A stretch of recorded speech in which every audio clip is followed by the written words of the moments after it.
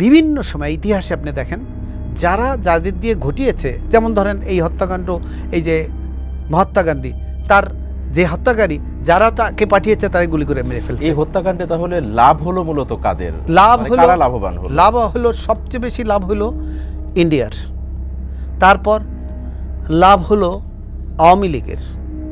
কি করে? কারণ একটা ফ্যাক্টর ছিল সবসময় যে জনগণ কি বলতো, আর্মি চাই, অতিষ্ঠ হয়ে বলতো আর্মি কোনো আনসার না।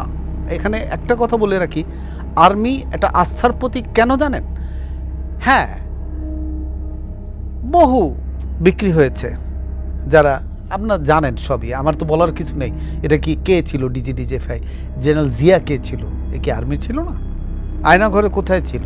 এই প্রেক্ষাপটে যদি দেখেন, দোষ ছিল, কিন্তু এই দেশের ক্রান্তিলগ্ন এই জন্য বলবো, যখন কোনো আইন শৃঙ্খলা বাহিনী, পুলিশ তো নাই, কেন তারা এত কিছু, সেই সময় এখনও এই ইন্টারিম গভর্নমেন্ট একদিন টিকবে সেনাবাহিনী সরে গেলে। এই যে ডাল ভাতের যে একটা বিষয় ছিল, যেটা নিয়ে আমরা প্রায়শই শুনি যে ডাল ভাতের দুর্নীতি, এই বিষয়টা আসলে কি ছিল? আচ্ছা, ডাল ভাত যেটা হচ্ছে, এটা কিন্তু অ্যাকচুয়ালি যদি আমাকে ব্যক্তিগত, এই ধরনের কাজ কোনো বাহিনী দিয়ে করানো উচিত না। আচ্ছা, যেখানেই আপনি পয়সা ঢুকাবেন সেখানে করাপশন নিজের থেকে আসবে। এখন কথা হলো যে এই যে সোলজাররা in addition to their pay তার অ্যালাউন্স পাইতো, কথাটা বুঝছেন, লাভবান, সে কিন্তু ডিউটি এক জায়গায় করতেছে। এখন এখানে কিছু কিছু তাদের বোধহয় অ্যালাউন্স বাকি ছিল, ওটাও বলছে যে পেয়ে যাবে।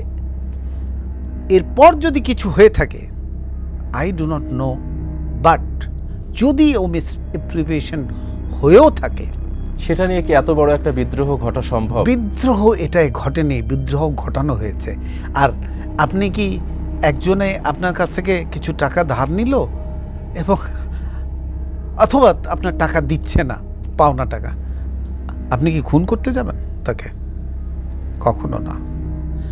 আরেকটা কথা বলি আপনাকে, মনে রাখতে হবে, যখন এরা সো কল্ড বিদ্রোহ করা হইল, গভর্নমেন্ট তো কিছুই করা লাগতো না, কেন আর্মি আসতে একটু সময় লাগবে, বাইরেই ছিল আমরা যতদূর জানি, ভেতরে না আমি ওগুলো বলছি আপনাকে। ওই র্যাব, আর আপনি যদি ইন্টারনাল ইয়েতে ঢোকেন, যদি কি বলে ফায়ারিং শুরু করান, তাহলে কিন্তু ওই হত্যাকাণ্ড থেকে তারা সরে আসবে, কেন নিজের ডিফেন্সে যাবে চারদিকে। তারপর সেনাবাহিনী আসতে কেউ যদি বলে এত সময়, কিচ্ছু সময় লাগবে না। আর একটা কথা বলে দিই আপনাকে, যে সেনাবাহিনী প্রধান বলেছে আহমদ যে আমাকে পারমিশন দেওয়া হয়নি, তাহলে আজকে আমি আপনাদের মাধ্যমে বলতে চাই, এ chief of army staff doesn't need any permission to save his comrade. Save ওই তার অফিসারদের বাঁচাতে কোনো অনুমতির প্রয়োজন হয় না। একটা উদাহরণ দিই, আপনার এক ভাইকে মারা হয়েছে, মারছে কেউ, অন্যায়ভাবে হোক ন্যায়ভাবে হোক মারছে, তখন আপনি টের পেলেন, আপনি কি আপনার বাবার পারমিশন নেবেন নাকি, বাবা আমি কি ওকে বাঁচাতে যাব?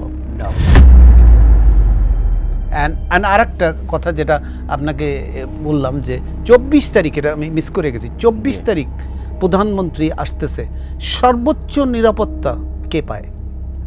প্রধানমন্ত্রী। নিরাপত্তা মানে কি? এটা স্ক্যান করে বিভিন্ন বাহিনী, বিভিন্ন কি বলে নিরাপত্তার কয়েক স্তরের। তাহলে এইরকম একটা ষড়যন্ত্র, যেখানে এত বড় কিলিং হলে সেটা ধরা পড়লো না।